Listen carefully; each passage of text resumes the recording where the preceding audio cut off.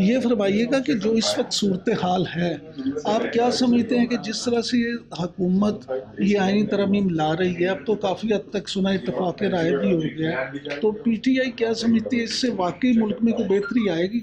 बिस्मिल्लाहिर्रहमानिर्रहीम। सबसे पहली बात तो ये है जी कि इस वक्त मुल्क में फस्तायत है, और ये मैंने आज स्पेशल कमेटी के इजलास में खुर्शीद शाह साहब को भी ये बात बताई है, और मैंने लॉ मिनिस्टर से पूछा है कि ज़ैन कुरैशी साहब की अहलिया को रात पे उनकी गाड़ी से उतार के गैब कर दिया गया था, और उसके बाद हमारे मिक़दाद अली ख़ान साहब वो गैब हैं, उनको अबडक्ट कर लिया गया है। हमारे इंतज़ार पंजोता साहब अबडक्टेड हैं, हमारे दाऊद शाह साहब अबडक्टेड हैं, हमारे बाकी साथी अबडक्टेड हैं। रियाज फ़तेहाना साहब के बेटे को कितनी बार उन्होंने अबडक्ट किया है। तो मैंने उनसे पूछा आज़म तारड़ से कि जी आप ये बताएं कि आप यानी कि शहबाज शरीफ और ये लॉ मिनिस्टर और इंटीरियर मिनिस्टर के हुक्म पे हो रहा है, और या उनके हुक्म पे नहीं हो रहा, तो फिर कौन कर रहा है? और जमहूरी अमल को ख़राब किया जा रहा है, और मेजॉरिटी है नहीं, और उसके हवाले से ये ज़दोकोब कर रहे हैं, प्रेशराइज़ कर रहे हैं।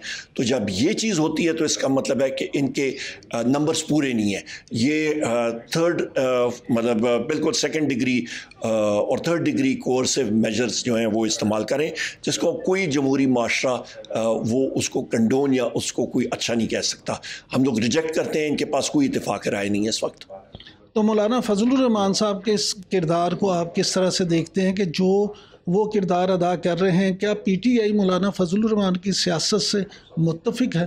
देखिए जी, मौलाना फजलुर रहमान साहब का इस वक्त किरदार जो है सियासी तौर पे वो बड़ा मुस्बत काम इस वक्त कर रहे हैं, और उन्होंने जो व्यू पॉइंट इख्तियार किया हुआ है वो सही है, और वो उनकी अपनी पार्टी है, हमारी अपनी पार्टी है, उनका अपना एक नज़रिया है, हमारा अपना नज़रिया है, और वो भी अपोजिशन में, हम लोग भी अपोजिशन में। उमर अयूब साहब, ये फरमाइएगा कि मुस्लिम लीग नून माजी में वोट को इज़्ज़त दो का नारा लगाती रही और हमेशा उनकी तरफ से इस्टेब्लिशमेंट को तनकीद का भी निशाना बनाया जाता रहा। अब आप क्या समझते हैं कि इस वक्त जब आईनी तरमीम के हवाले से इत्तफाक़ राय के लिए भी कोशिश की जा रही है, तो क्या आप समझते हैं कि मुस्लिम लीग नून भी हकीकी जमहूरियत के लिए आपके साथ खड़ी होगी, या आप मुस्लिम लीग नून के साथ खड़े हो जाएंगे? मुस्लिम लीग नून की तो जिस वक्त किताब लिखी जाएगी तो वो लिखी जाएगी वोट से इज़्ज़त दो, बुनियादी तौर पे यही है, उनकी हैसियत नहीं रह गई। वो जो है मेरा ख्याल है अपने जमहूरी क्रेडेंशियल्स जो थोड़े बहुत थे वो खो बैठे हैं, उन्होंने टोटल कॉम्प्रोमाइज़ कर दिया। उनको मालूम है ना नवाज़ शरीफ इलेक्शन जीता था, ना शहबाज शरीफ, ना मरीम नवाज़, ये सारी की सारी फॉर्म 47 की पैदावार है, और इनके अपने जो इंफॉर्मेशन मिनिस्टर पंजाब की हैं अज़मा, तो वो कल या परसों सहाफ़ियों को झाड़ पे ला रही थी कि किसी ने मरीम नवाज़ के सामने कोई सवाल किया तो वो उनके मालिकान को कॉल करेंगी और उनकी नौकरी जाएगी। तो ये तो इनकी फस्तायत का हाल है।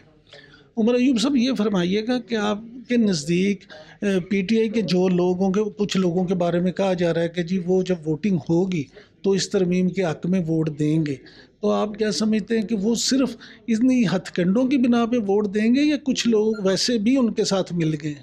जिस किसी ने पार्टी के डिसिप्लिन को और वज़ीर-ए-आज़म इमरान खान साहब के हदायत को रद्द किया, वो अपनी सियासी कब्र खुद खोदेगा और सियासी जनाजा खुद पड़ेगा, और सियासी तौर पे वो अपने हल्के में मेरा ख्याल है ख़त्म हो जाएगा।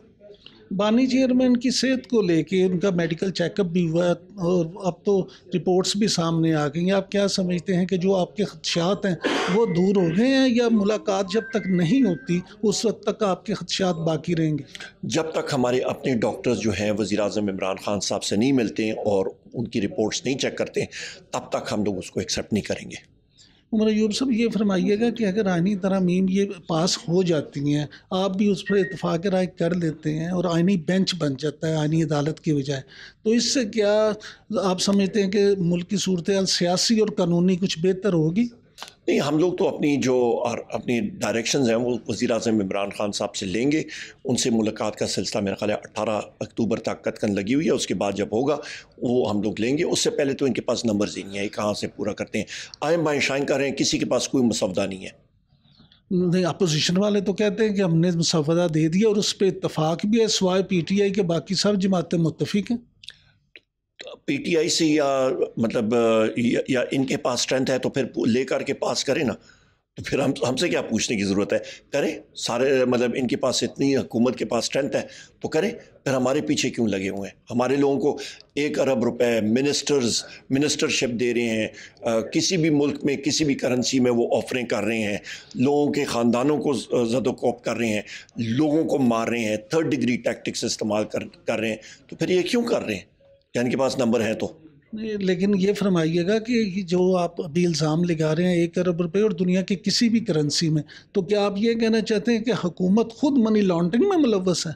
बिल्कुल, ये तो है ही मनी लॉन्ड्रिंग में। आप देख लें, ये मैं कोई छुपी ढकी बात नहीं कर रहा। जुनैद खान हमारे MNA हैं, उनका प्रोग्राम आप देख लें, उनमें वाज़े तौर पे ये किया, उन्होंने बताया हुआ है हुकूमत खुल्लम खुल्ला इस वक्त मनी लॉन्ड्रिंग और इन ऑफर्स में लगी हुई है। साहब ये फरमाइएगा, बीइंग चेयरमैन ऑफ PTI, आप क्या समझते हैं कि ये जो आईनी तरमीम वाला मामला है ये किसी मंतकी अंजाम को पहुँच जाएगा? देखिए, ऑब्वियसली अगर आईनी तरामीम का मामला शुरू किया हुआ तो मंतकी अंजाम तो one way the other day पहुँचेगा। लेकिन हमें जो सबसे ज़्यादा एतराज़ है इस पर वो यही है कि जो तरीक़ेकार अपनाया गया है वो बिल्कुल गैर जमहूरी, गैर आईनी है, और इसकी तो सिविलाइज वर्ल्ड में कोई हिस्सा नहीं बनता। अगर आप लोगों को उठाते हैं, धमकाते हैं, उनको प्रेशराइज़ करते हैं और इसी तरीके से आप अपने नंबर बनाते हैं और नंबर पूरे करते हैं, तो ये तो जमहूरी अमल नहीं है। इसका तो मतलब ये हुआ कि फ्यूचर में कभी इलेक्शन हो जाए तो मेजॉरिटी पार्टी के पास जो लोग होंगे, माइनॉरिटी पार्टी आ जाए और उनको डराए धमकाए, अपने साथ मिलाए और अपनी हुकूमत बनवा ले।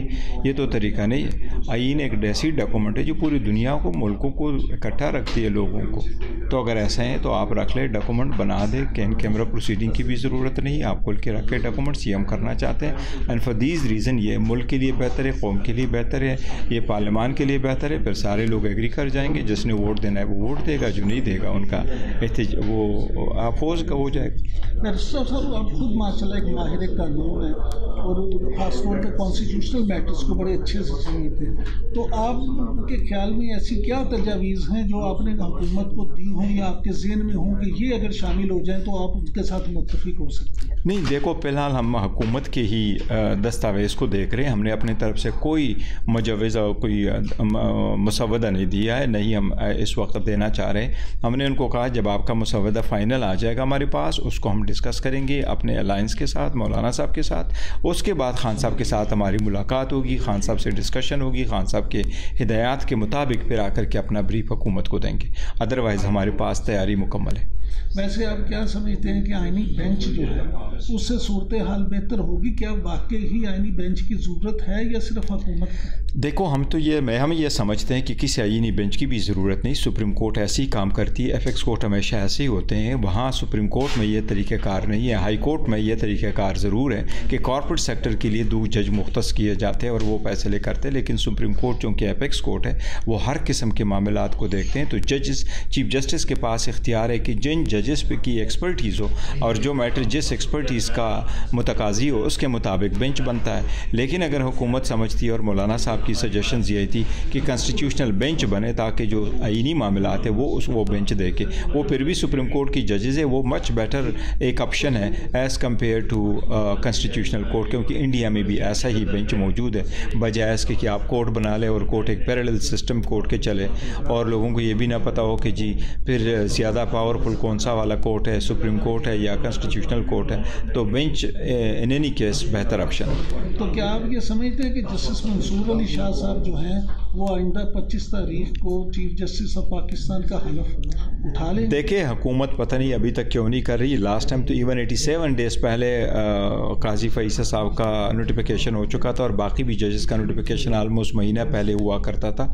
अब तो तकरीबन हफ्ता रह गया और अभी तक नोटिफिकेशन नहीं हुआ। इनके क्या ख्याल है? लेकिन आज का जो आईन है इसके मुताबिक जो सीनियर मोस्ट जज है उसका राइट है कि वो चीफ जस्टिस बने। लेकिन बैरिस्टर साहब, मौजूदा जो सूरत हाल है, जिस तरह से हुकूमती इत्तेहादी इस बात पे तो मुत्तफिक है कि आईनी बेंच बनेगा, इसका मतलब है कि काजी फायज ईसा साहब का तो अब चांस नहीं है, क्योंकि अगर आईनी अदालत ही नहीं बनेगी तो आईनी अदालत के सरबराह वो कैसे बनेगी? लिहाजा आपका एक मुतालबा तो लगता है पूरा हो गया। नहीं, देखो, वो हम एक बात कर रहे थे और उसकी रीज़न यही है कि हम एक प्रिंसिपल स्टैंड था हमारा कि जो रिटायर हो जाए तो आप जजेस की मुद्दत मुलाजिमत में तोसीह ना कर दें ताकि 68 और इसका ना हो, दोबारा ये झगड़े ना हो, इसको ख़त्म कर दें। तो इसलिए ये हमारा एक मुतालबा ज़रूर था, वो तो ख़त्म हो चुका है। लेकिन एज़ फार एज़ देखो बाकी इश्यूज़ कुछ अभी है जो हल तलब है। आपके नज़दीक सबसे अहम इशू उसमें क्या है? देखिए, सबसे अहम इशू इसका यह है कि as per as the constitutional amendment और कंसर्न के जो कॉन्स्टिट्यूशनल अमेंडमेंट लेके आते हैं, हम उनको कहते हैं अगर कॉन्स्टिट्यूशनल अमेंडमेंट हो तो वो एक जुडिशरी आइसोलेटेड ना हो। ये तो सिर्फ़ और सिर्फ अदलिया को महकूम करने के लिए कोशिश ये होनी चाहिए कि अदलिया आज़ाद हो, जुडिशल रिफॉर्म ज़रूर हो और बेहतर तरीके से जजेस काम करें, उनकी जो परफॉर्मेंस है वो बेहतर हो, लेकिन वो महकूम अदलिया ना हो।